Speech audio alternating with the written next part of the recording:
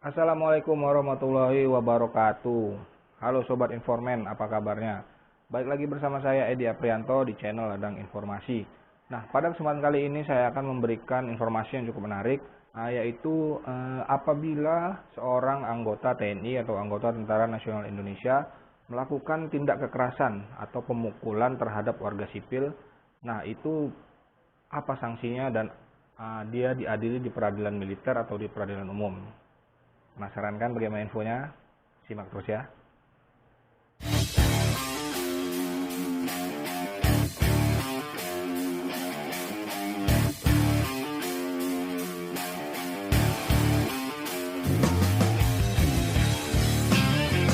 Oke, sebelum masuk ke topik pembahasannya, untuk yang belum subscribe, silahkan subscribe channel Ladang Informasi di bawah ini, agar tidak ketinggalan info-info menarik dari channel Ladang Informasi selanjutnya. Nah, oke, baiklah. Dalam ketentuan Undang-Undang Nomor 34 Tahun 2004 mengenai Tentara Nasional Indonesia, bahwasanya tidak dibatasi apakah seorang anggota TNI tersebut sedang menjalankan tugas atau tidak, maupun sedang mengenakan seragam atau tidak. Nah, jadi seluruh anggota TNI atau Tentara Nasional Indonesia semuanya itu wajib untuk mematuhi hal-hal mengenai TNI. Jadi walaupun dia tidak sedang menjalankan tugas ataupun sedang tidak mengenakan seragamnya, tetap wajib untuk mematuhi hal-hal yang berkaitan dengan TNI. Terlebih apabila sikap dan tindakannya itu bertentangan dengan tugas pokok TNI yang diatur dalam pasal 7 ayat 1 Undang-Undang TNI, yang menyatakan bahwa tugas pokok TNI adalah menegakkan kedaulatan negara, mempertahankan keutuhan wilayah negara Kesatuan Republik Indonesia yang berdasarkan Pancasila dan Undang-Undang Dasar Negara Republik Indonesia tahun 1945, serta melindungi segenap bangsa dan seluruh tumpah darah Indonesia dari ancaman dan gangguan terhadap keutuhan bangsa dan negara. Mengenai tindakan kekerasan atau pemukulan yang dilakukan oleh anggota TNI terhadap warga sipil, hal ini masih menjadi perbincangan di khalayak umum.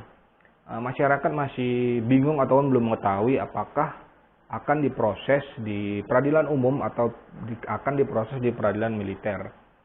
Nah, terkait dengan kemampuan dan independensi kedua peradilan tersebut dalam menangani perkara ketika seorang anggota TNI menjadi tersangka dalam suatu tindak pidana.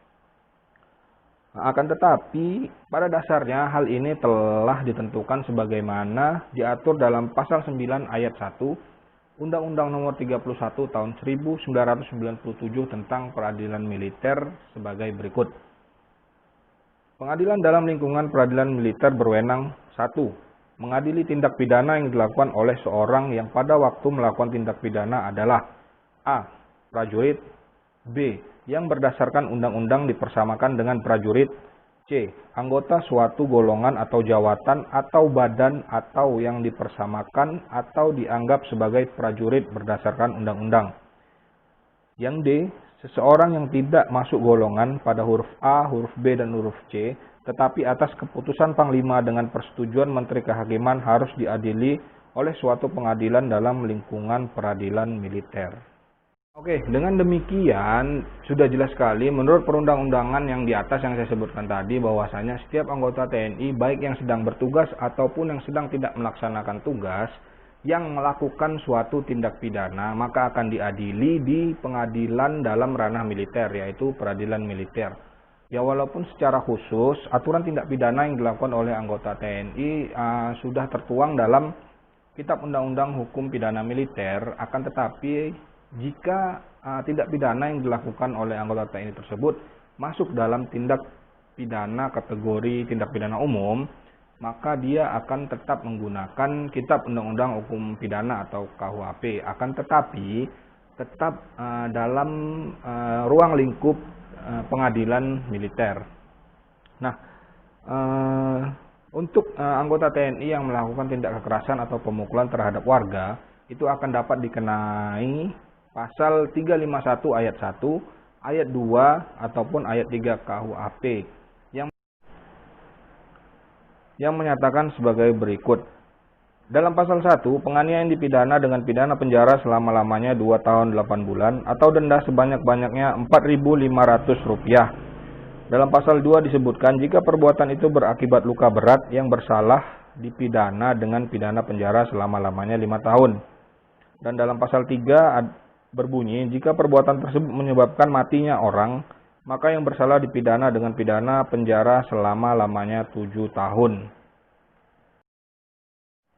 Nah, oke, Sobat Informan, itulah sedikit informasi mengenai tindak pidana yang dilakukan oleh anggota TNI, dilakukan diadili di peradilan umum atau di peradilan militer. Nah, semoga bermanfaat dan semoga dapat dipahami. Saya akhiri dengan wabillahi taufiq wal hidayah. Wassalamualaikum warahmatullahi wabarakatuh. Ciao.